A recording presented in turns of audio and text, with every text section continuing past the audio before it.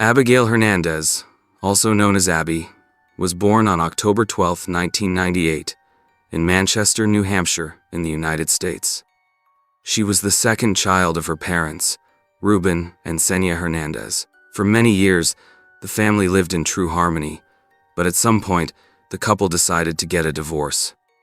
Since then, Abby and her older sister Sarah lived with their mother, who worked as a nurse. From an early age, Abby showed the brightest sides of her character. Those who knew her personally back then described her as a good, curious, cheerful, and adventurous girl. One day, she was introduced to the world of robotics, and soon afterward, she began to learn German. However, one can say with certainty that her true passion was short hikes. It's no wonder, since the girl lived in an ideal place for it. North Conway and the surrounding areas are among the best hiking and climbing destinations in the northeastern United States. Even today, the region's landscape and nature attract thousands of tourists who are enthusiastic about long walks and all kinds of similar activities. Abby's classmates at the high school she attended remembered her as a special person who could get along well with almost everyone. Apparently that was true, because this girl effortlessly managed to find common ground with people who were completely different from one another. In 2013, after a busy summer vacation, Abby returned to the aforementioned high school. She also tried to combine her daily routine with extracurricular activities, which certainly made her happy. At that time, the girl already had a boyfriend named Jimmy, with whom she spent all of her free time. In any case, Abby led a perfectly normal life. Naturally, she was fortunate to live in a beautiful and relatively safe place with a low crime rate, and perhaps this gave her and her family a certain sense of security when going out or coming home. However, it didn't take long for things to change drastically when a man named Nate suddenly appeared in Abby's life. Nathaniel Kibbe, better known as Nate, lived about 50 kilometers from Conway in a town called Gorham in the state of New Hampshire. Nate was born on July 15, 1980. Unfortunately, little is known about his family and early life. According to some reports, he attended the same school as Abby, but many years earlier. In other words, they never crossed paths either inside or outside the school walls. Even during his school days, almost all of his classmates considered him to be extremely aggressive and violent. According to some accounts from young people in his environment, he even had a list of names mostly of school members who would one day become victims of his attacks. Additionally, Nate himself always claimed that he was a member of a gang called the Vipers. Indeed, he was always considered someone you didn't want to mess with. When he grew up, however, he seemed to change and even got a job at a company that offered machining and manufacturing services. Those who knew Nate back then found him very disciplined, and to his colleagues and superiors he seemed like an exemplary employee. In other words, none of them had any idea what kind of person Nate really was. After all, he had once tried to forcibly remove a 16-year-old girl who wanted to board a school bus. He had also run into trouble with local authorities several times due to the possession of illegal substances. Furthermore, Nate had been involved in various incidents with firearms, repeatedly caught lying when he tried to purchase these weapons in specialty stores. This is just a small part of the known incidents in which he was involved. According to some reports, Nate lived with a 13-year-old teenage girl for several months. He always introduced her as his girlfriend, and made no secret of this, to put it mildly, controversial relationship. The truth, however, was that a relationship between an adult and a teenager of that age was already a serious offense. As for Nate's neighbors in the trailer park, they all tried to keep their distance from him. Although they never saw him as a real threat, they didn't have much trust in him either, because he seemed somewhat strange, provocative, and even contradictory. But let's return to Abby.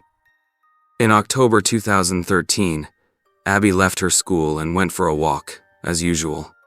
However, one of her birthday gifts, which she was actually supposed to receive on her 15th birthday, played a cruel trick on her. Abby wanted to wear her new hiking boots that day, and they chafed her feet. The blisters that formed made it difficult for her to walk, but she had no choice but to continue on her way, trying to distract herself from the pain, enjoy the scenery, and think about the upcoming vacation. Sometime later, Jimmy, Abby's young boyfriend, sent her a text message in which he once again confessed his love. A short time later, the girl replied and sent Jimmy a heart-shaped emoji. In fact, Abby was not far from home, but her usual walk was somewhat delayed and was quite painful due to her chafed feet.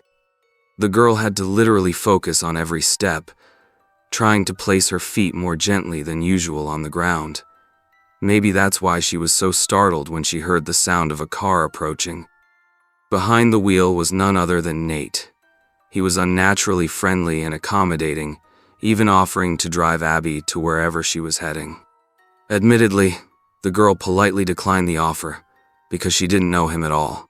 However, the man insisted with his own car and noted that Abby obviously had pain while walking. Abby then told him that her new shoes were causing blisters on her feet. When Nate heard this, he told Abby that her feet would hurt even more if she kept walking. Eventually, the girl began to hesitate, which the man noticed. He opened the passenger door of his car, and a few moments later, Abby was sitting in the passenger seat. As Nate started the car again, he began asking Abby various questions. Initially, the girl got the impression that everything was going smoothly, but soon the man explained that he first needed to go to the hardware store to buy a few things for his house. Later, Nate actually pulled into the parking lot of a large hardware store and parked the car in a remote spot, away from the entrance. By this time, Abby was quite nervous, but she tried to keep a cool head and behave as naturally as possible. She even tried to convince the man that her house was close enough to reach on foot.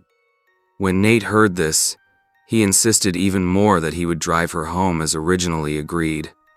Perhaps there was a certain tension in the air at that moment, and Abby decided to unbuckle her seatbelt and try to get out of the car. But she couldn't, because Nate reacted immediately to her movement. His reaction was completely unexpected. With one hand, he grabbed the girl's shirt. With the other, he pulled a gun out of the glove compartment and aimed it directly at her. In a fraction of a second, the situation took a dramatic turn, and Abby realized that she was now truly in danger. Nate not only still aimed the weapon at her, but he also began to intimidate her by saying that he had no problem hurting her. In her discouraging position, Abby realized that she had to stay calm and do what the man said. After a few minutes, Nate pulled a large baseball cap over the girl's head and tied her hands with cable ties. He then started the car and drove on. Eventually, Nate noticed that Abby kept looking at the road and holding her head so that the baseball cap wouldn't limit her view. This immediately angered the man, and he stunned the girl with a taser so that she lost consciousness. When Abby came to, she found herself in a dark, small room without windows. The only thing she could see was a poster hanging on the wall with a snake and the words, "Don't tread on me."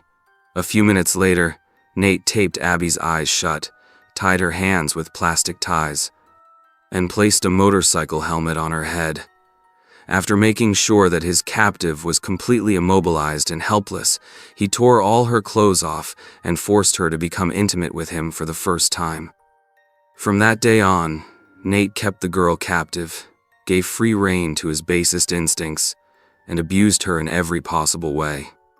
He also threatened Abby that he would hurt her family and friends if she tried to escape or tell anyone about her condition and whereabouts. Abby usually came home in the afternoon, but when 7 p.m. came and she still hadn't arrived, her mother became seriously worried and asked her eldest daughter, Sarah, if Abby had said she was going somewhere. Unfortunately, the girl's answer was negative. The woman then tried to reach her daughter by phone, but apparently her cell phone was turned off.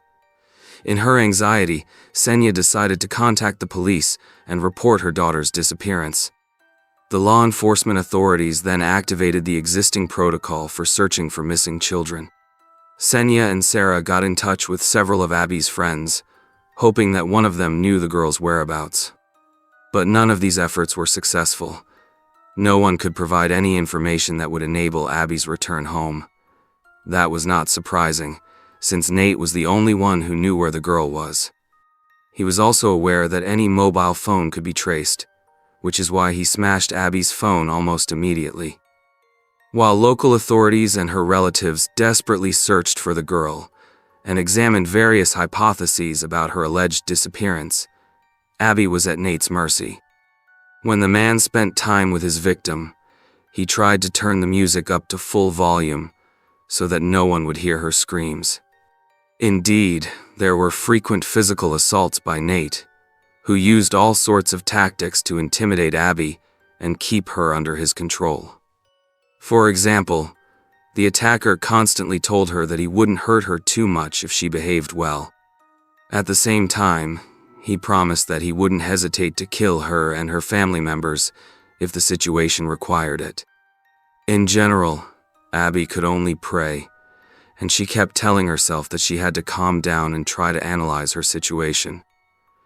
The girl focused above all on the thought that she had to do everything possible to stay alive. Ultimately, she believed that the best tactic was to get closer to the man who had kidnapped her. Despite Nate's covert harassment, Abby did everything she could at every opportunity to draw him out. She tried to engage him in calm conversations whenever she could. She kept telling him she didn't judge what he had done. Abby also said that people make mistakes and that if he let her go, she wouldn't tell anyone what had happened. But all her attempts to get closer to Nate were completely unsuccessful. It seemed that the man became even more violent than before. However, the room in which the attacker held Abby captive was almost completely soundproof. It was essentially a simple but modernized shipping container. There were no windows, and it seemed that any communication between the girl and the outside world was simply impossible. Nate had also hung a "Do Not Enter" sign on the entrance door. Although the neighbors found this act a bit strange, it didn't attract much attention. After all, the man had always been odd, and besides, it was his personal property. During the time Abby was in Nate's house, he constantly indulged in his perverse desires and exercised various forms of physical and psychological domination. Meanwhile, Abby herself could only hope that she would someday escape this nightmare. Days passed, and Abby continued to stick to her strategy. She did not become discouraged and believed that she would succeed in softening her kidnapper, and it must be said that she gradually made some progress. At some point, Nate even let her live in his trailer, which was, so to speak, the beginning of a new relationship between the two of them. In the meantime, posters announcing Abby's disappearance were posted literally everywhere in Conway. Despite all the efforts of the local authorities, no concrete lead was found that could have led to the girl's discovery. There is no doubt that Abby's disappearance attracted great public attention, and everyone followed the development of the case in one way or another. The girl's relatives simply didn't know what to do next. Of course, they were still determined to find her, but their hope was fading. The truth, however, was that Nate and Abby had seen or heard all the information about the case, as it was regularly broadcast on television. All this strengthened Abby's hope of rescue. Nate, on the other hand, gradually felt somewhat threatened. Over time, the posters showing Abby became more and more numerous. The media regularly published the girl's details, including a description of her appearance and telephone numbers to call if anyone had information about the case. The search for the student was undoubtedly one of the largest in New Hampshire's history. Meanwhile, the girl continued to live through her worst nightmare, and although the search became ever more intense, the authorities still couldn't find anything they could focus their efforts on. They had already managed to question Abby's boyfriend Jimmy because they believed he might know something or be involved in her disappearance. However, the teenager not only cooperated with the authorities, but also had a confirmed alibi. A whole month had passed since Abby's disappearance, and the girl's mother was now desperate. For example, she hadn't looked into her mailbox for weeks. When she finally opened the stack of accumulated letters, she found a letter from her daughter dated October 22, 2013. Here is the approximate content. Dear Mom, I miss you and love you much more than you can imagine. I'm sorry how things turned out. I've seen the newspapers and television reports. To answer your questions, I want to tell you that I'm alive, I'm doing well, and I'm safe. Even though I miss you so much, I can't tell you where I am right now. Please stay strong for me, because I'll stay strong for you. I've learned that with patience, hope, and courage, you can achieve anything. Please don't lose hope and keep thinking of me. I don't know if it makes a special difference, but I like to think that we can make it. I love you. Please give Sarah a hug from me and tell her that I love and miss her very much. Dreams come true. After some time, the authorities analyzed the letter and tried to find a clue that could lead them to the girl, but they found nothing. They could only confirm that Abby had actually written the letter. At least they were pretty sure it was her handwriting. None of them suspected that the letter had been the kidnapper's idea. The man thought he had the power to stop or slow down the investigation. In fact, it wasn't even the first letter Abby had written. It turned out that she had previously written another letter, and even managed to hide a secret message by pressing her fingernails into the surface of the paper. It contained words of help that weren't noticeable at first glance. However, Nate somehow learned of his captive's action and punished her severely for it. He then forced her to write exactly the letter that her mother eventually received. Although the contents of the letter remained secret for a long time, many news outlets spread the rumor that the girl had run away from home voluntarily, possibly because she was pregnant. As a result, almost all the town's residents, including Abby's classmates, began talking about the alleged runaway. A girl named Miranda Cottier, Abby's best friend at school, later recalled that she was simply outraged by this version of events. In her opinion, she was almost certain that her friend could not have been pregnant. Moreover, Abby, in her opinion, was not the kind of person who would avoid difficult life situations. The girl's family and friends, as well as the investigators, were absolutely sure that she was in danger. Weeks after Abby's disappearance, her mother spoke to journalists, hoping to encourage her daughter in this way.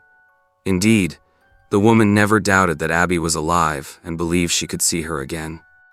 I know that hope is much stronger than fear. I hope that one day you'll be able to contact me. I feel your presence in my life every day, and I wish you could come home as soon as possible.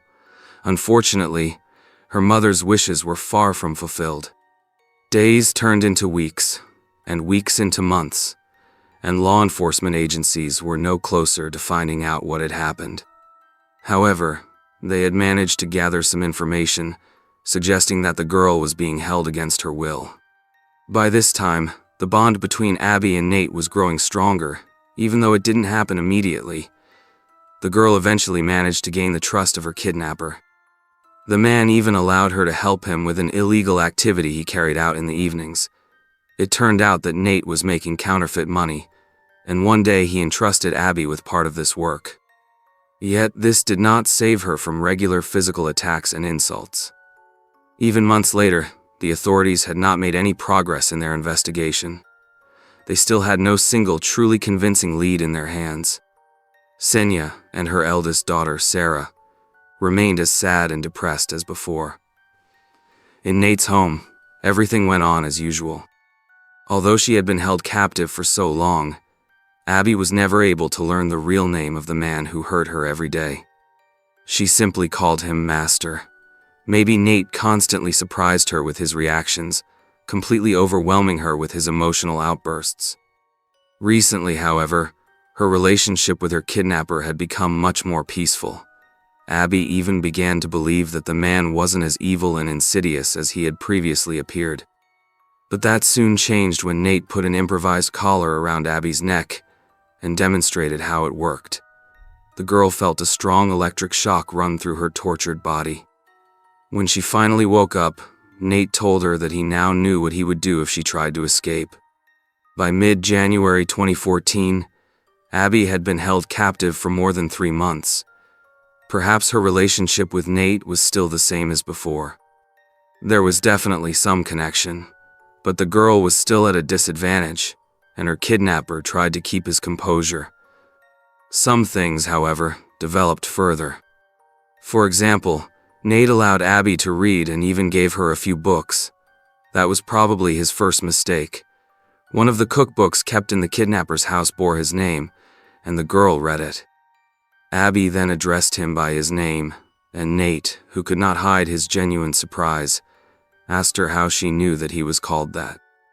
The girl honestly answered that the name had been on the cover of one of the books. To tell the truth, this was one of her tactics to get closer to her kidnapper. She hoped that one day Nate would decide to let her go, or that she would simply be found. Considering that Abby had been locked up in a soundproof container for quite a while, she could not know that at some point, the police officers were as close as ever. Honestly, the reason for their appearance was not her. Nate had been involved in a minor traffic accident, and the man realized that the authorities would appear at his door sooner or later. So he called the nearest police station himself and offered his help. When the officers arrived at his home, they found an entire arsenal of firearms of various calibers. Surprisingly, Nate voluntarily handed the weapons over to the authorities. He even gave them permission to search his trailer. Police officers repeatedly went in and out, passing only a few meters from the container in which Abby was being held. But since the man was so cooperative, no one seemed particularly eager to check him further. Days passed like an eternity for the girl who remained Nate's captive. In Conway, everything was as before, although Abby had been missing for quite some time. Her relatives and the authorities still hadn't given up on finding her. Nate seemed accustomed to this kind of life. He quietly left his house and didn't return until evening, without fear that Abby would one day attempt to escape. However, some of the perpetrator's actions changed the course of events. At some point, Nate met a woman named Lauren. Later, they met up again and became intimate. Afterward, they had a long conversation in which Lauren confessed to the man that she was in financial trouble and could no longer pay her rent. Finally, he decided to give her some money, and then their paths parted. Soon after, Lauren went to one of the supermarkets to do her household shopping, and it must be said that she was really surprised when the cashier told her that her $50 bill was counterfeit. In any case, the woman had to leave her purchases at the checkout and quickly left the store. At home, she called Nate and vented her anger at him. Lauren also advised him to get rid of all the counterfeit money in his house, as he would soon receive a visit from the police. Of course, Lauren could not know that her call would be crucial for Abby. When her phone call ended, however, Nate panicked and decided to get rid of everything that could lead to his arrest. The man's greatest fear was not the charge of counterfeiting. No, above all, he was worried about possible charges related to Abby's kidnapping and the regular violations of her sexual integrity. Thus, on July 20th, 2014, driven by fear of being discovered and caught, Nate returned almost all of Abby's belongings to her. Then he put her in the passenger seat of his car and placed the same baseball cap on her head that she had worn on the day of her abduction. After that, Nate started the car and they drove off together. After driving for several hours, the man finally stopped and demanded that Abby get out. He threatened that he would come back for her and cause pain and suffering to her loved ones if she told anyone what had happened or reported him to the police, and so Abby regained her freedom. Later, Abby said that she did not immediately realize whether it was a dream or reality. When she came to her senses, she got up from her seat and headed toward her house. On the way there, she could hardly believe that she was free. After 9 months of captivity and the horror she had endured, she could finally return home. As she approached the house, Abby heard her mother's familiar voice talking on the phone. When the girl entered and called out, "Mom," Senya could not believe that she was hearing her daughter's voice again after so many months. She even asked for clarification that it really was Abby. Later that evening, the woman insisted that Abby tell her everything that had happened. Nate's threats quickly came back to the girl's mind, and during the conversation, she repeatedly avoided details about the identity of her kidnapper.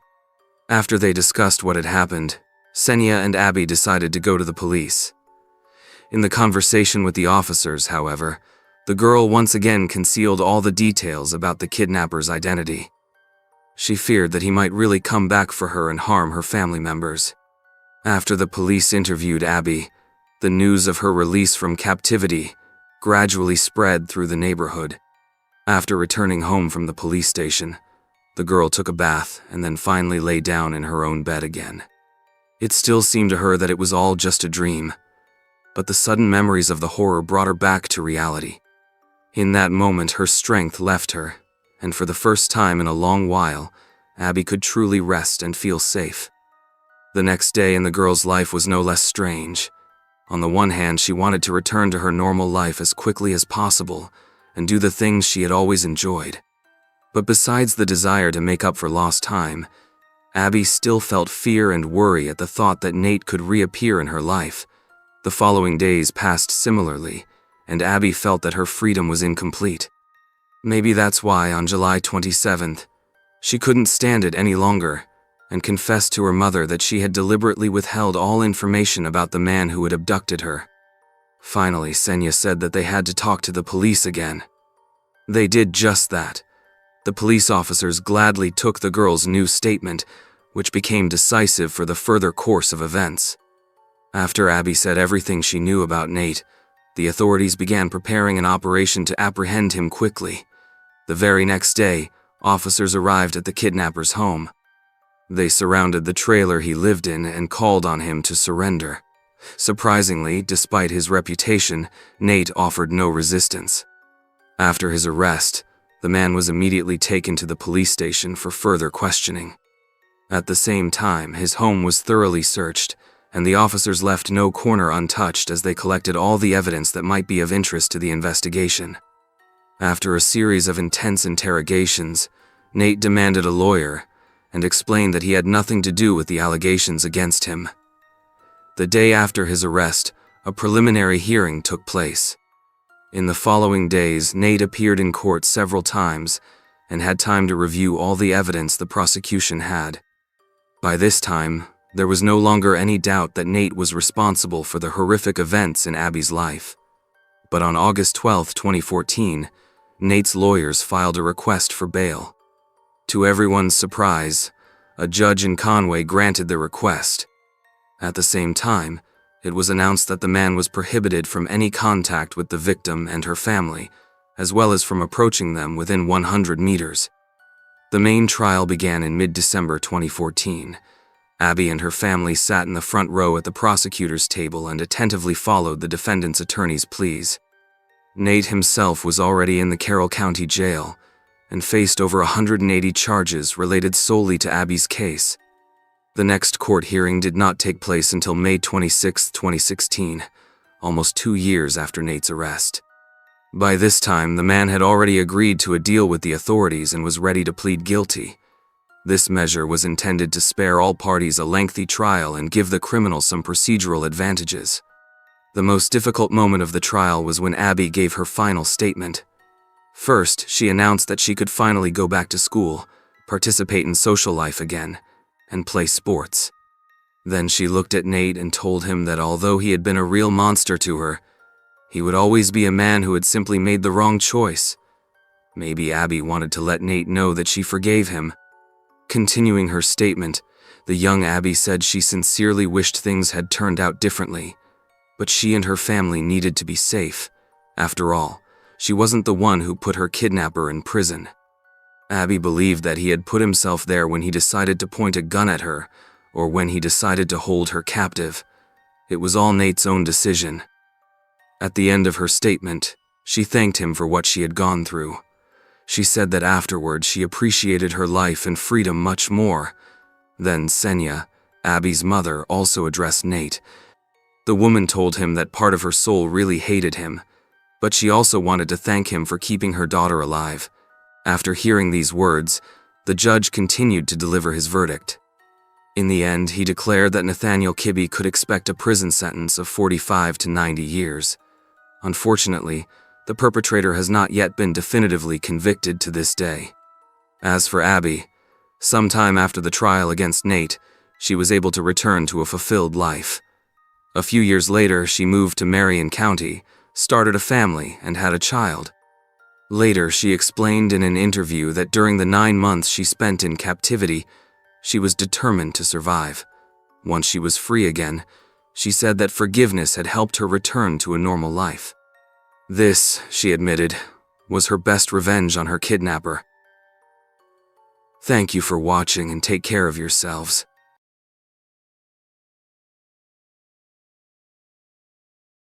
On August 7, 1992, a loving wife was abducted from her home.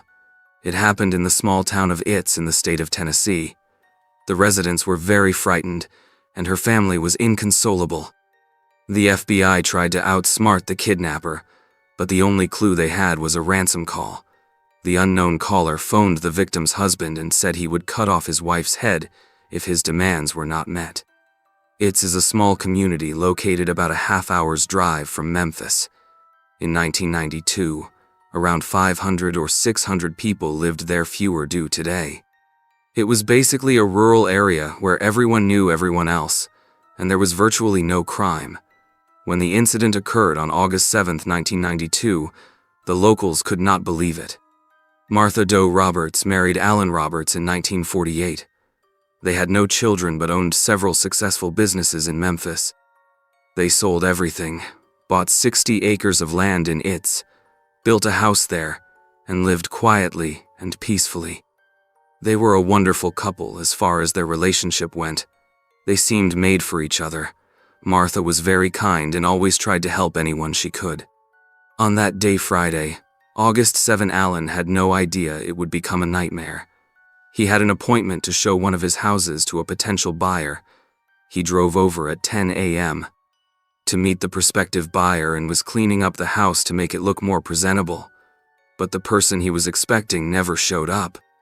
Around 6:30 p.m., Alan finished working and went back home.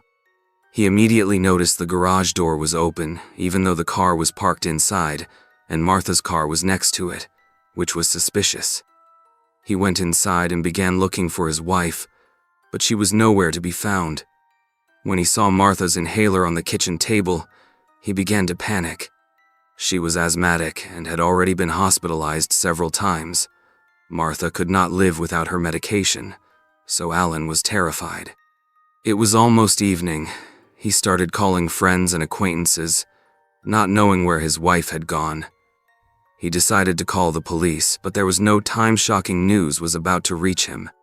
That evening, Alan received a call from the kidnapper, who threatened to kill Martha if Alan did not meet all his demands. The kidnapper then demanded a ransom of $100,000. Alan quickly realized what was going on and switched on the answering machine to record the call. But the kidnapper seemed to be nearby, watching Alan's every move, and ordered him to remove the tape from the answering machine and destroy it. After that, he immediately called the police. A few minutes later, sirens could be heard outside the police, and the sheriff had arrived, and the FBI agents came with them. They immediately examined all doors and windows of the house for signs of forced entry, but found nothing. There was no sign of a struggle in the house or outside, nothing suspicious. Their first step was to make sure an abduction had really taken place. The officers began questioning Alan, asking about what the kidnapper had said and how he spoke, but Alan fell silent at some point, staring blankly and refusing to speak. Then he tried to describe the call. A man with a foreign accent had phoned him, saying he had Martha and demanding $1,100,000, adding he should not call the police. Yet something about Alan's story made the FBI agents uneasy. It seemed very strange that the kidnapper gave no detailed instructions for delivering the ransom. Normally, kidnappers are very particular about how to get the money, but in this case, the FBI agents could not understand the kidnapper's motive. They began questioning every member of the family to rule them out as suspects. In cases like this, the main suspect is usually someone who has a close relationship with the victim.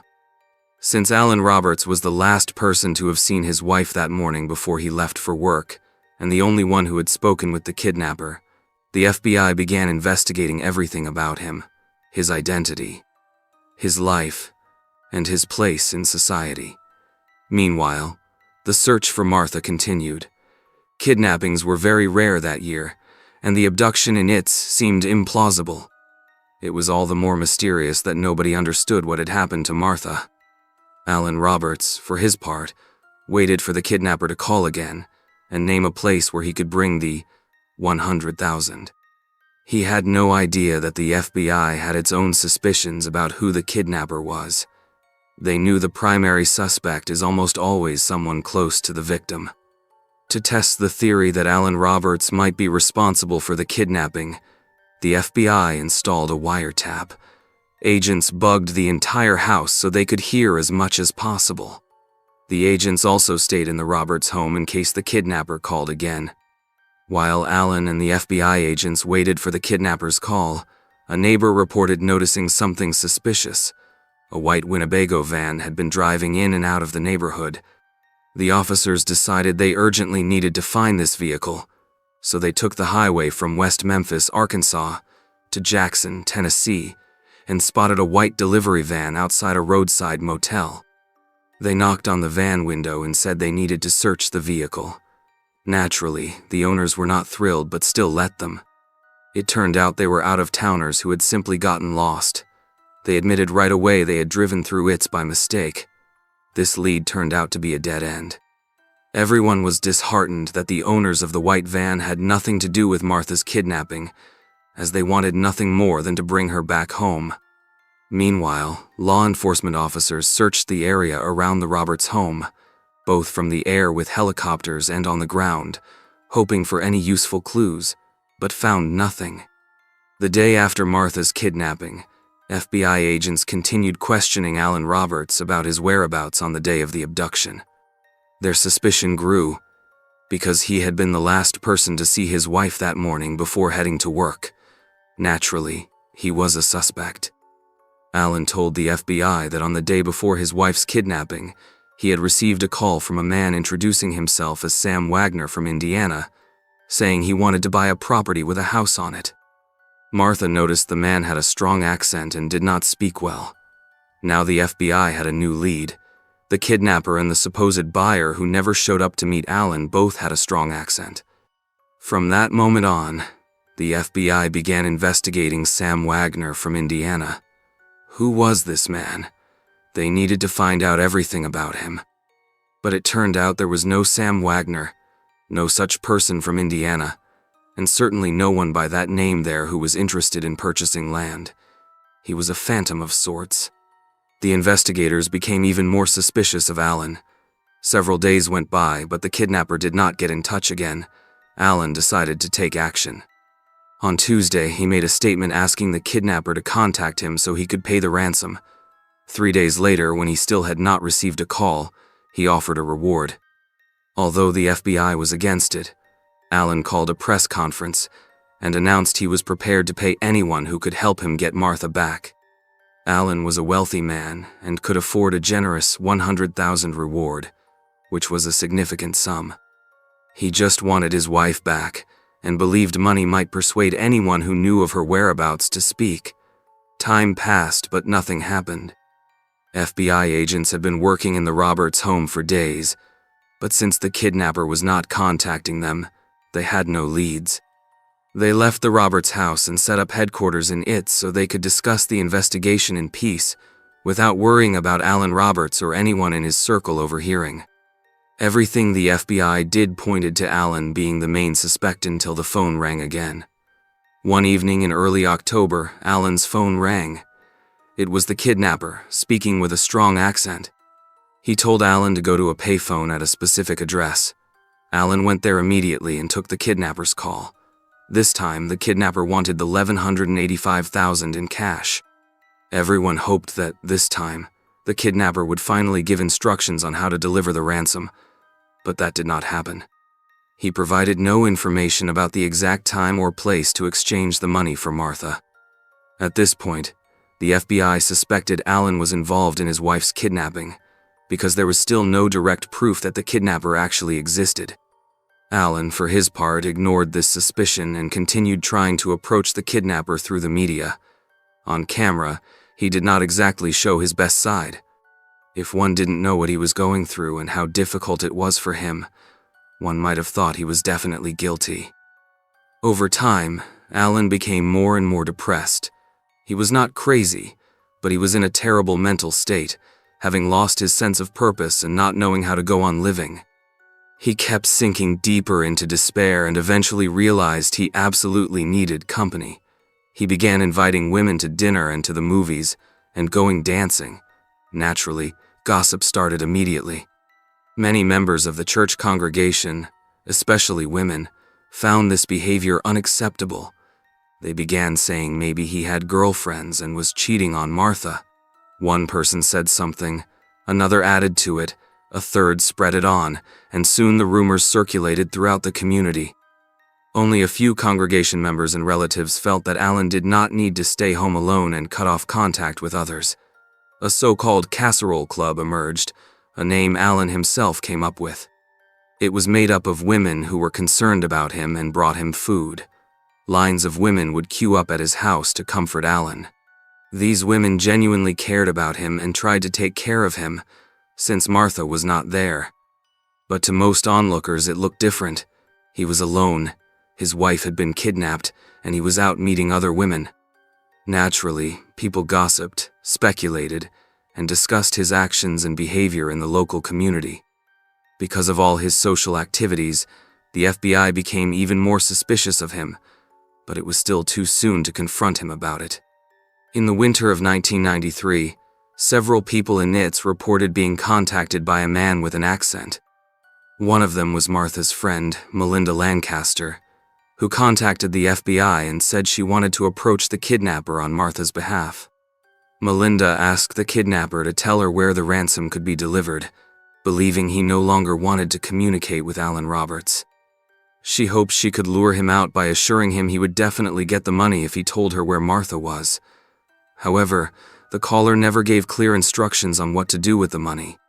Then the kidnapper started calling all the local residents, saying Alan did not care about his wife and only wanted money. The FBI said they would rather speak to the missing woman than to the mysterious kidnapper, that they wanted him to give her a chance to talk to someone who could identify her voice, but this mysterious kidnapper never gave clear instructions or indicated when he would release Martha. All these events terrified the residents of Itz. Imagine you are sitting quietly at home in the evening watching TV, and suddenly the phone rings. A person on the other end claims Alan Roberts is a dirtbag who hired kidnappers himself to abduct his wife, and that Alan refused to pay the ransom. Some local church members started a fundraiser to collect the ransom for Alan's wife. When the kidnapper began calling residents and declaring Alan refused to pay, people started to wonder and discuss the possibility that he really was involved in the abduction. The head of the church, Charles Lord, had been Alan's staunchest supporter, but even he began to have doubts. He revealed that Mr. Roberts and his wife had relationship problems and that Alan had been cheating on her. The FBI immediately focused on Alan again, interrogating him for hours and asking the same questions over and over, to which he gave the same answers. Alan said that at some point, he no longer understood what was going on at all. One day, FBI agents brought in an excavator to the spot where he burned trash, digging a huge hole in hopes of finding something, but there was nothing but garbage. The police could not prove Alan had anything to do with Martha's disappearance, but in the eyes of the public, he was guilty. Everyone believed Alan did it, and it was a real hardship for his family. Alan fell deeper and deeper into depression, and his relatives grew worried. One day, he told his nephew he did not know how long he could go on like this, that he was almost out of strength and wanted it all to end. He did not explicitly say he wanted to die, but after that conversation, his nephew took away his guns so Alan would not harm himself. Then the kidnapper made his next unexpected move. On March 4th, 1993, he called a local TV station. The journalist who answered the phone had a tape recorder on his desk, set it to speakerphone, and recorded the conversation. The kidnapper announced that Alan's wife had died earlier that morning. The journalist tried to keep him talking for as long as possible, hoping to pick up any noise in the background that could provide a clue, but the caller kept repeating the same thing. "Martha Roberts is dead." The journalist tried asking how he could be certain, where she was, and how one could get more information. The kidnapper grew angry at all the questions, saying he wanted to talk and not be questioned, and then abruptly hung up. The next day he called again, but this time claimed Martha was alive, completely changing his story. During the conversation, the reporter asked where the money should be brought, and for the first time in the entire investigation, the kidnapper gave a date and a place.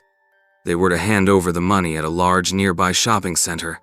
The kidnapper insisted Alan bring the money himself, but Alan did not want to go alone, so he took his nephew along. They parked outside the shopping mall and waited. Undercover officers were also there, noting all the license plates. This was the critical moment, but the kidnapper never showed up. The next person to hear from the kidnapper was Alan Roberts' neighbor, Charles Lord. He did not receive phone calls. She received letters from a man claiming to have kidnapped Martha and was holding her captive. Since Lord said he started getting letters, the officers set up a surveillance camera in a birdhouse across from the mailbox to see who was dropping them off.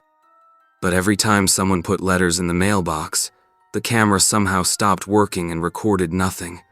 The officers were frustrated and felt they had missed a chance to identify Martha Roberts' kidnapper.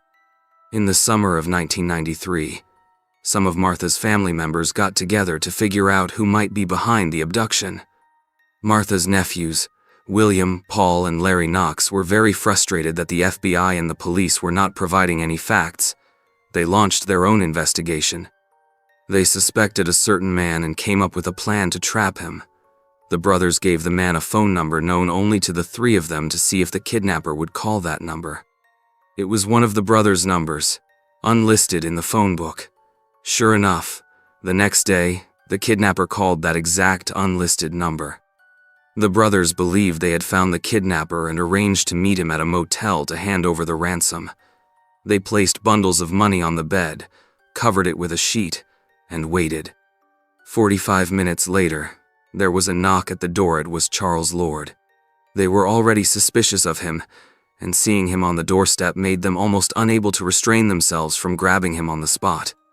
Charles Lord was highly respected in the local Methodist church. Many people in it looked up to him. Sensing trouble, he said he was just there to help and asked them to give him the money so he could deliver it to the kidnapper and bring Martha home. The Knox brothers refused. Then Lord made a mistake. The brothers had been given clear instructions from the kidnapper on who should be in the motel room and that the money was to be handed over to their mother.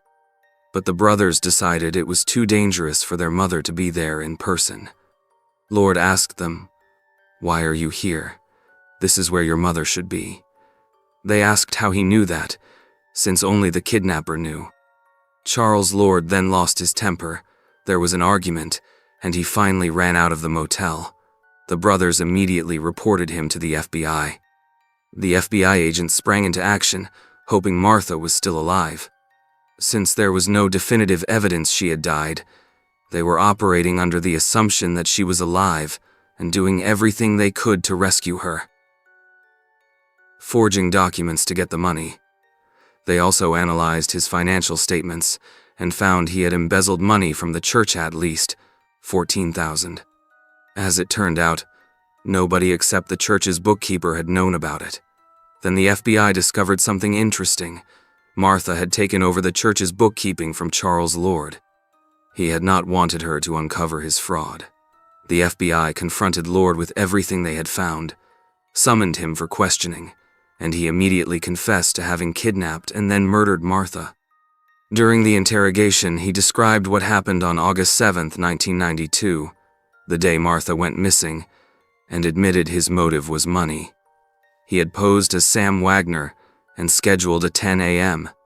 meeting with Mr. Roberts, supposedly to discuss a property he wanted to buy. Lord knew Mr. Roberts would not be home, and in order to abduct Mrs. Roberts, he went to her house and told her husband had been in an accident and that she should come with him to the hospital. After she got into his car, he drove her to his house and took her to a room above the garage. He admitted to raping her before suffocating her with a pillow, all while his wife was downstairs. No matter how many times he was asked about his motives, he always insisted he only wanted money. However, at no point did he provide clear instructions about how the ransom should be delivered. Investigators believed Charles Lord wanted to control the investigation by feeding off the chaos in the township. That was his ransom. Still, they did not know where Martha Roberts' body was and were determined to find out. Lord told them he had thrown her body in the river, so divers searched all day for Martha's remains and her personal belongings but found nothing. The FBI agents then realized he had not disposed of the body in the river and had made the whole thing up. They spoke with his lawyers, and the lawyers said they were tired of Charles Lord's endless game. She would have to tell the truth if he wanted a lighter sentence. The lawyers drafted an agreement stating that if Lord revealed where he had hidden Martha's body and pleaded guilty, the state would not seek the death penalty. Finally, he confessed. He had buried Martha Roberts' body in his backyard on the night of her abduction. He had dug the grave weeks before the crime. He placed Martha's body beneath a fresh compost pile, then covered the spot with lime and poured concrete over it. When the police dug it up, they discovered the body was well preserved, with her hands raised toward her face, suggesting she was still alive when he buried her. On September 16, 1993, Charles Lord was found guilty of first-degree murder and rape. He was sentenced to life in prison plus 20 years for rape. After living for a year under suspicion of having murdered his beloved wife, Alan Roberts was finally exonerated. He decided to move away.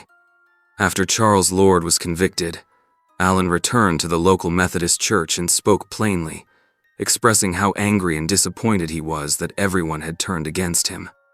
He asked that his name be removed from the church roll, then turned around and walked out, never to return.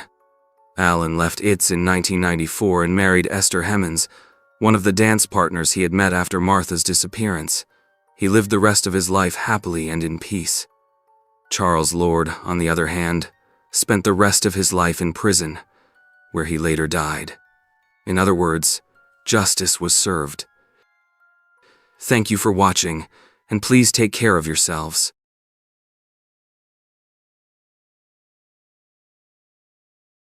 Sometimes unscrupulous people come together as if they are drawn to one another, and of course one should not expect good things from them. In today's story, however, such ruthless individuals are introduced that they were even able to get along well. Amy Fisher was born on August 21, 1974, in the city of Merrick, New York, USA. She was the only child in the family. Amy's parents married when her mother was 21, and her fiancé was already 38. Amy's mother became his third wife. The couple seemed to form a perfectly normal family. A short time later, they had a little girl, Amy, who was somewhat shy and modest, but at the same time, many people considered her to be a bit of a tomboy. This trait was not too pronounced, though it only emphasized her childhood image. The Fisher family was fairly well off and spoiled their only daughter in her early years, but the child always felt a bit lonely. They never refused her anything, yet they both worked a lot and spent little time with Amy. As a result, she developed a close relationship with her grandmother and her aunt. Her father was strict and quite rigid. He often punished his wife and daughter for any wrongdoing. The girl was even afraid of him. There were frequent arguments between her parents, and every time, Amy hoped that they would divorce. But her father was a strong manipulator and controlled his wife, so she simply feared a divorce. At a young age, Amy became a victim of rape. She was abused by a man close to the family when she was only 6 years old, but she told no one. Later, she was raped again at 13 by a worker who had been hired to repair the family home. She kept quiet about this too. All of this left the girl with severe psychological trauma. During her school years, Amy lived an otherwise normal teenage life. She had a close group of friends and a favorite dog that she walked every day. At that time, she dreamed of going to college and becoming a fashion designer so she could design clothes. For all who didn't know her well, Amy seemed just like a sweet girl who loved her dog. But for those who got to know her better, it quickly became clear that Amy had a rebellious side. She often got into trouble at school, skipped classes with her boyfriend, and occasionally forged school certificates. Shortly before graduation, she even got into a fight with an older girl, which ended with Amy in the hospital with a broken nose and a broken jaw. In February 1991, she ran away from home because she had had a phone argument with her mother while trying to stay overnight at a friend's house. When her father overheard the argument, he took the phone from her and warned her that he would punish her if she returned home after the overnight stay. Amy felt forced to wander around and stay for several days with various acquaintances and relatives. Because of her father's threats, she was afraid to go home. Meanwhile, her father filed a missing person report with the police, telling them his daughter was unstable, out of control, and even dangerous. Ultimately, the police brought the schoolgirl home. That same year, the girl learned she was pregnant, a huge shock for both her and her boyfriend. Thanks to her aunt, Amy was able to have an abortion without her parents knowing. Then, in May of the same year, as she was pulling her car out of the garage, she accidentally clipped the side mirror. Amy worried that her father would punish her for that. Previously, she had turned to a repair shop for a similar problem, where a skilled mechanic quickly fixed the car so her father wouldn't notice. This time, she went alone to the same repair shop, where she met the owner, Joey Boko, in what turned out to be a fateful encounter. Joey Boko was married to a woman named Mary Jo. She was the oldest of 5 daughters in a Catholic family living in a Long Island suburb of New York. They met in 1971 when they both attended high school and took summer courses. Joey was charming and funny, but he had lost his mother at age 11 and still felt that loss strongly as a teenager. His new girlfriend, Mary, supported him. When they met, they quickly developed a relationship and got along well. In 1977, they got married and bought a house near his family's auto repair shop. At that time, they worked hard during the day and had fun in the evenings. But this carefree existence ended when Mary got pregnant. It wasn't part of their plan. They had wanted to have children much later, when they were on a more solid footing. But circumstances changed, and Mary began adjusting to a more responsible adult life. The more she did this, the more she noticed Joey resisting. While his wife stayed at home resting, he went out partying as before. Mary didn't interfere, but waited for her husband to grow up and come to his senses. Soon, their first son, Paul, was born. At that point, Mary had given up her old lifestyle completely. She just wanted to be a good mother and wife, which stood in stark contrast to Joey's needs and desires. He continued spending his free time partying. By this point, he was even addicted to illegal substances. He left early in the morning for work and came back very late. Sometimes he stayed away 24 hours at a stretch, always with a believable excuse. He had no trouble lying. Mary endured this for a long time and hardly ever saw her husband, but her patience was wearing thin. She talked about divorce more and more often, but he always managed to calm her down. Soon, she got pregnant again, and the thought of divorce became even more unrealistic. In 1983, she gave birth to their daughter Jessica. She tried everything to keep up the appearance of an ideal family, but Joey continued to take illegal substances. This made Mary feel guilty, as though she had failed somehow. In this state, she developed real panic attacks that grew increasingly frequent. She saw a therapist who helped her cope, but that did nothing to solve her husband's uncontrollable behavior. All she could do was take the prescribed medication, keep caring for her children, and hope for the best. Gradually, she recognized the need to move back to the Long Island suburb they had lived in before, hoping to support Joey away from his auto shop, the parties, and the bad influences of his friends. She managed to convince him of the need to move, and the couple planned to buy a house. To Mary's surprise, Her husband quickly found a buyer who offered to pay cash immediately for their current home. That seemed like good news. The family would soon be able to move.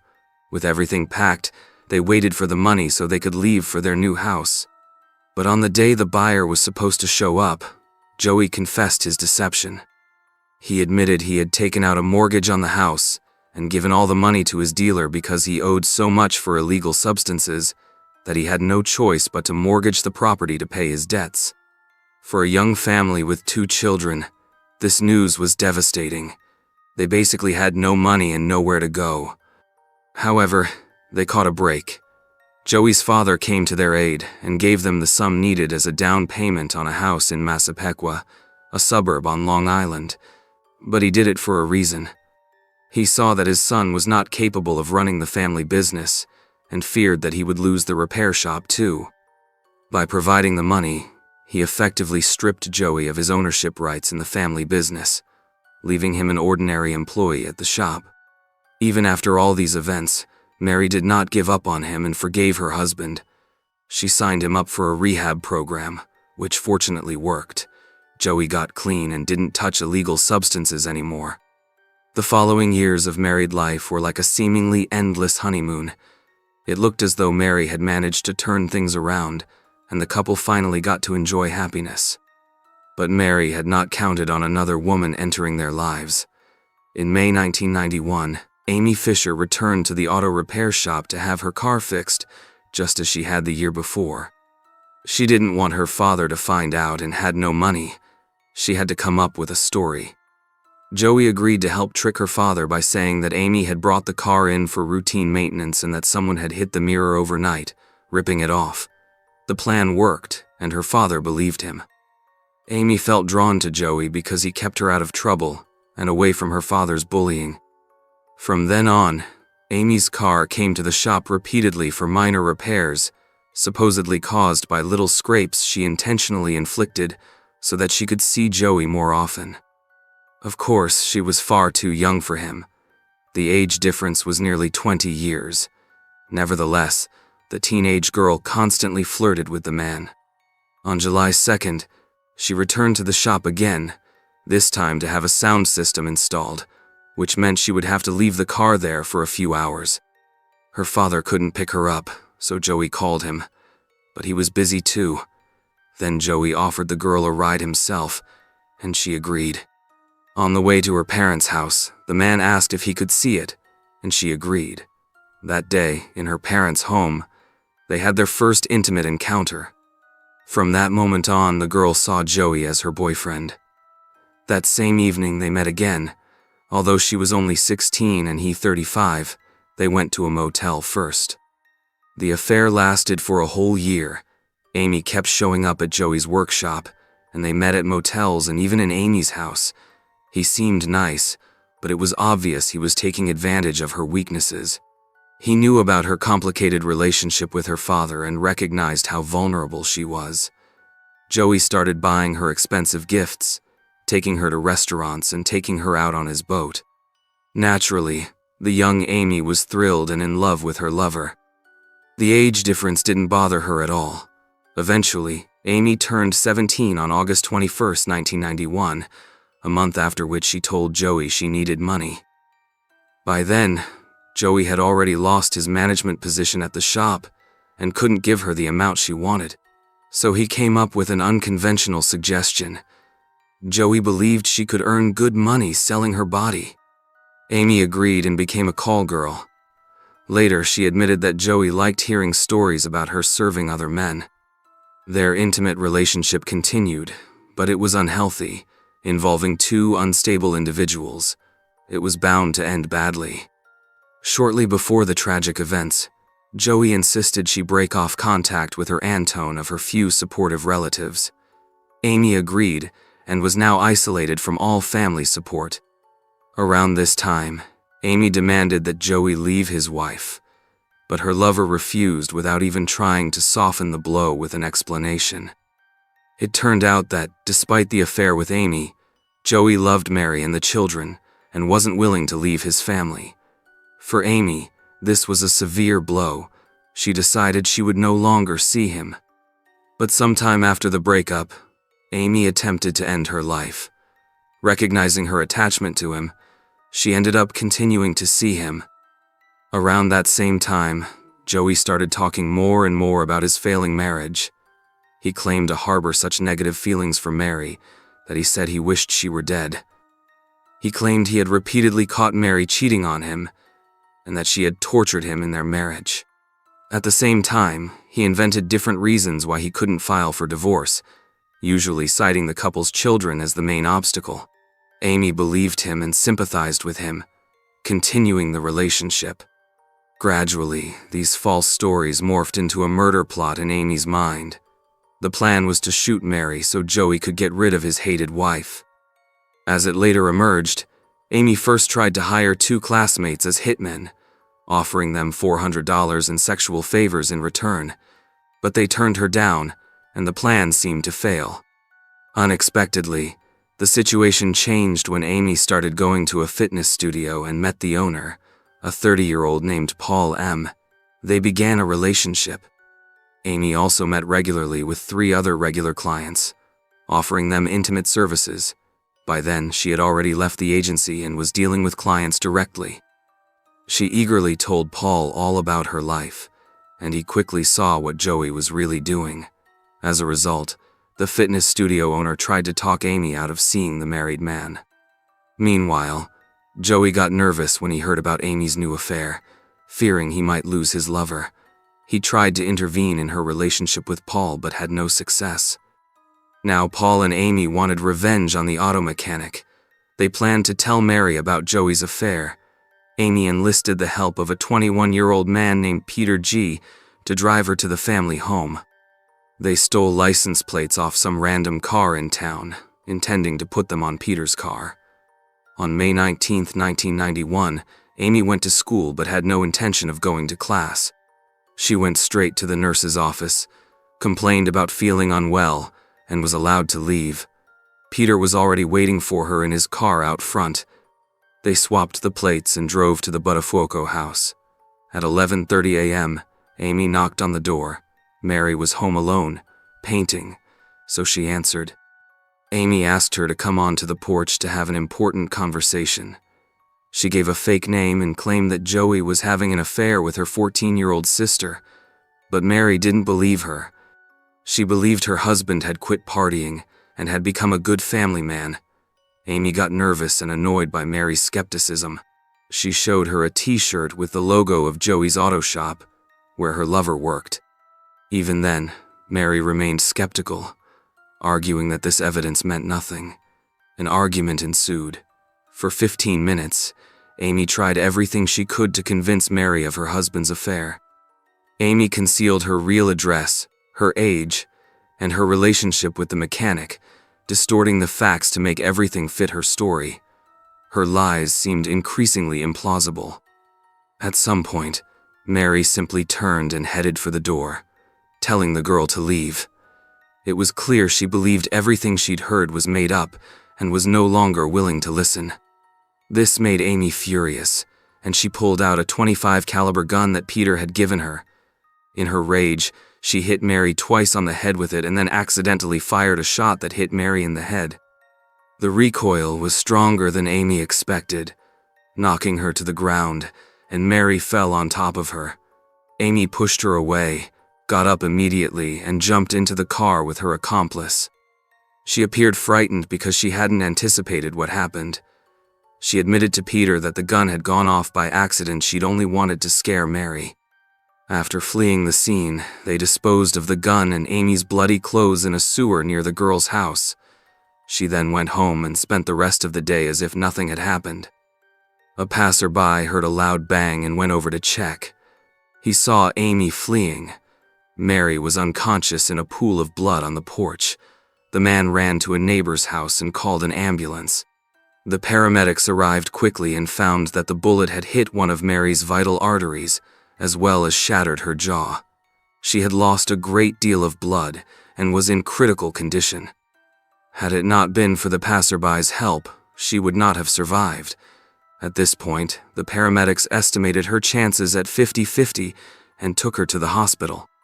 The bullet was lodged near her spine and couldn't be removed. Mary was hooked up to life support, and surgery continued throughout the night. By some miracle, she regained consciousness a few days later and was able to give the police a description of her attacker. She repeated what the teenage girl had told her, but Amy had provided fake names and addresses, so that information was useless. However, among Mary's recollections was an important clue: the t-shirt with the logo of Joey's auto shop, which the attacker had shown her. The police went to see the mechanic. He said he had handed out many such t-shirts as advertising for the shop. He also gave them a photo of his underage lover that she had given him. Joey suspected she might be involved and gave the photo to the police, after which Mary recognized her attacker. In fact, Joey essentially turned his lover in. Just 2 days after the attack, on May 21st, Amy was arrested on the street near her home. She was interrogated for 12 hours without her parents or a lawyer present, even though she was underage. Her mother and father had no idea what had happened.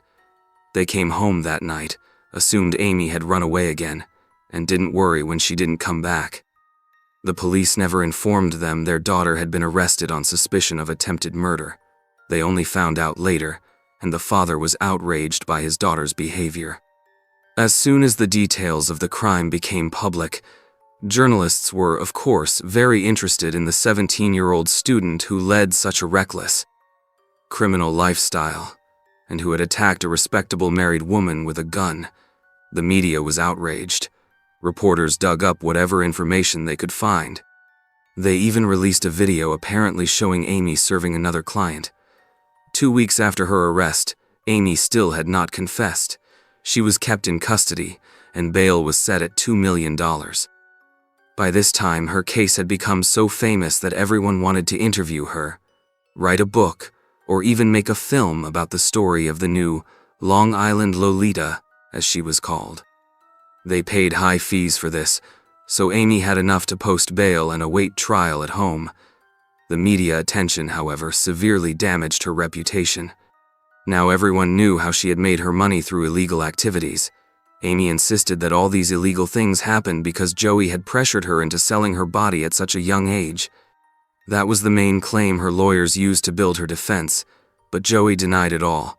Mary also got pulled into appearing on various TV shows, but only because she needed money for her massive medical bills. Joey continued to deny any affair with Amy. However, 13 motel receipts were found for nights he had spent with his underage lover, proving their secret relationship. Several staff members also confirmed that the two were regular motel guests. Amy testified against him in court. Handwriting experts from the FBI ultimately proved that the signatures on the motel receipts were indeed Joey's. This confirmed Amy's claims of a secret relationship. Despite this evidence, Joey kept insisting it had all been staged. Even his wife refused to believe Amy, and they both openly ridiculed her in police interviews. While Amy was out on bail and waiting for her trial to begin, she wasted no time preparing her defense. She spent all her bail money and had nothing left to pay her lawyer, who continued to represent her for free. Rumors circulated that she slept with her defense attorney, who apparently had strong feelings for her. He supposedly sent her poems and love letters. But her attempts at seduction were unnecessary for achieving an acquittal. Following her lawyer's advice, Amy accepted a plea deal with the prosecution.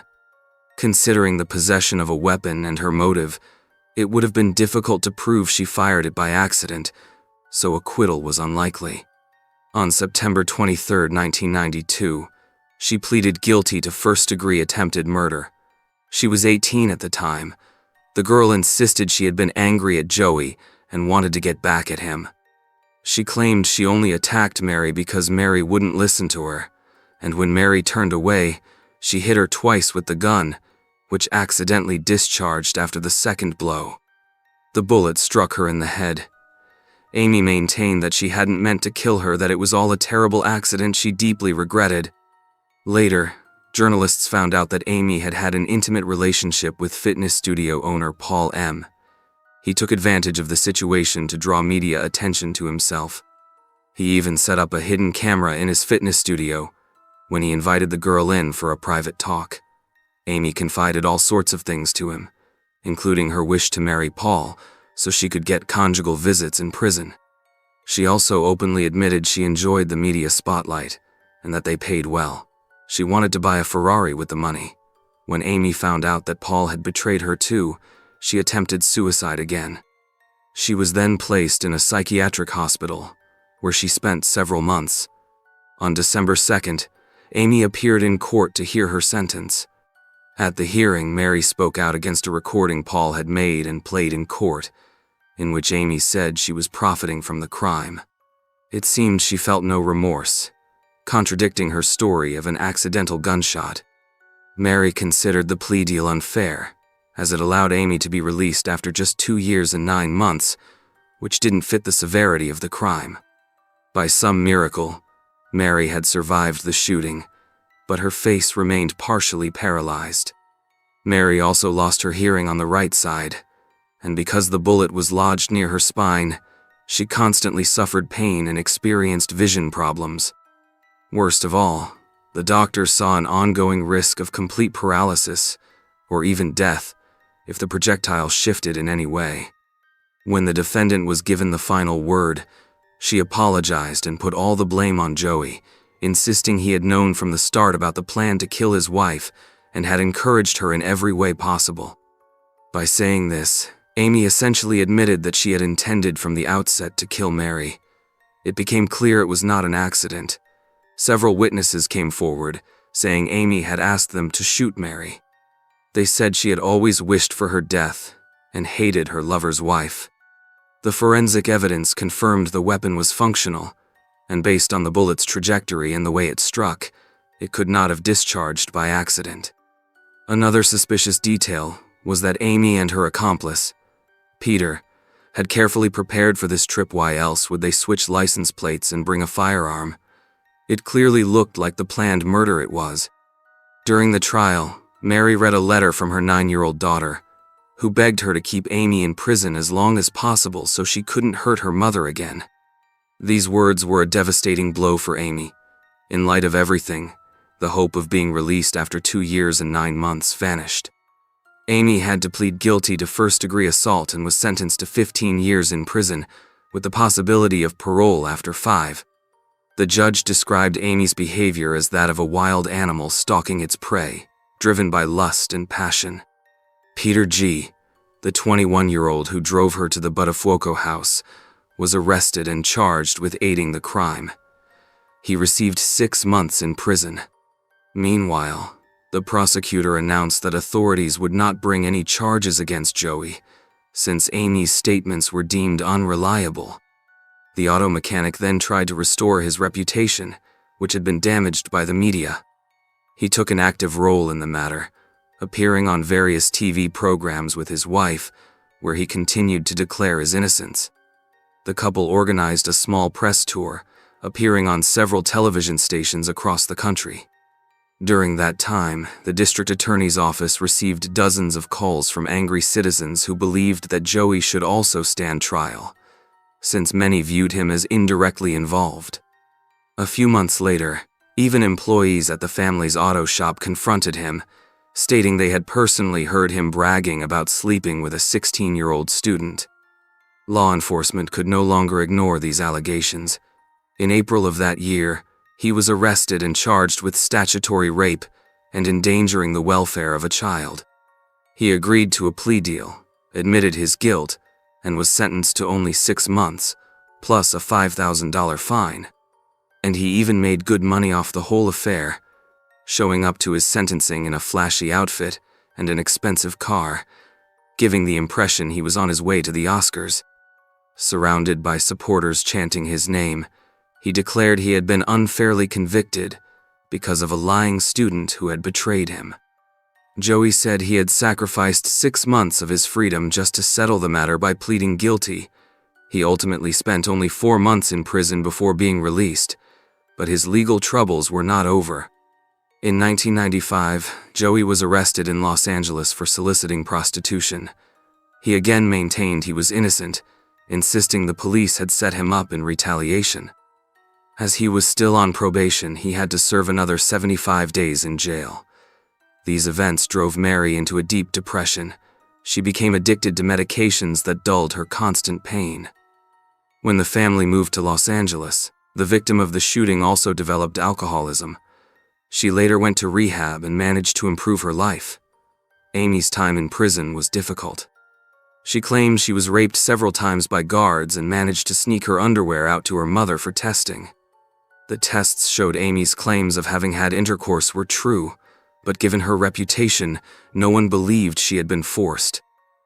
She kept asking to be transferred to another facility, but the prison administration refused. In 1999, Amy was granted parole after 7 years. At a meeting with the parole board, she tearfully admitted that the attack on her lover's wife had been solely her idea. She finally realized what she had done and was released. Following these events, Mary repeatedly accused her husband of infidelity. She could no longer tolerate his endless escapades, and they divorced in 2003 after 26 years of marriage. Around that time, Joey was arrested for trying to commit insurance fraud with his car. He had learned nothing his whole life. He attempted acting and tried to become famous on TV, but found no real success. He remarried and still lives a rather eccentric lifestyle. After the divorce, Mary had surgery on her face, allowing her to smile normally again. Her hearing was partially restored, and her children supported her during this time. In 2009, she wrote a book telling the story of her life. For years, she had hated Amy for entering her life and shooting her. During therapy, Mary realized it was time to leave the past behind and stop tormenting herself. She managed to forgive the crazy Amy for everything. In 2010, Mary remarried and moved to California. She became a grandmother and now enjoys a peaceful life. After her release from prison, Amy moved to Florida, wrote 2 books about her life, and tried to get publicity and earn money. She even made a fake video claiming she and Joey were back together, but the public had lost interest, and her plan to become famous again failed. Amy began working as a webcam model and performing in adult films, appearing frequently on talk shows to share her story. Later, she married a former New York City police officer and had 3 children, but that marriage didn't work out, and they divorced in 2015. Their oldest son stayed with his father, while Amy returned with her other 2 children to Long Island, moving into her mother's house. She briefly worked as a stripper before leaving that job, yet she still works as a webcam model. Her ex-husband disapproves, suggesting she buy a smaller house in the middle of nowhere, find a normal job, and live more modestly, but she refuses. Amy enjoys this life, though she now tries to keep her webcam activities secret so her children won't be hurt by it. They've already been ridiculed at school because of their mother's violent past. She changed her name to Fox to avoid media attention. Thank you for watching, and take care of yourselves.